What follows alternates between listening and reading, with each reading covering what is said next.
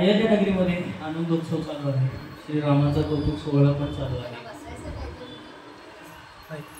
आज आपण पाहिलं की अयोध्या नगरीचं जे काही त्या ठिकाणी कार्यक्रम होता त्याचं प्रक्षेपण हे संपूर्ण दूरदर्शनवरती सुद्धा दाखवलं गेलं आणि त्यांनी यावर्षी एक सूर्य तिलक नावाचा एक प्रकार यावर्षी त्यांनी रामाच्या बरोबर कपाळावरती सूर्याची किरण सोडून अशा पद्धतीने एक वेगळा उपक्रम केला होता.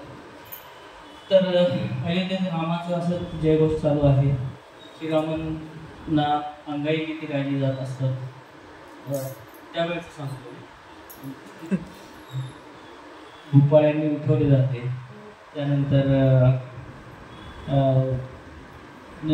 त्यानंतर अंगाई गीतांमुळे आणि भूपाळ्यांमुळे श्रीरामांना वेगवेगळ्या पद्धतीनं उत्साहाचं वातावरण थोडक्यात त्या ठिकाणी आहे. आणि अशा पद्धतीने आपणही त्या भूपाळ्या ज्या रामांसाठी गायल्या जातात त्या पण आपण गुणगुणतो.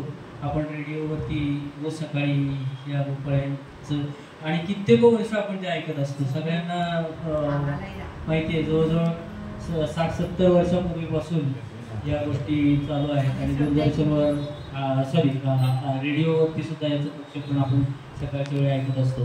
तर अशाच पद्धतीची एक भोपाळी घेऊन येत आहे डॉक्टर शिल्पा आणि अंजली.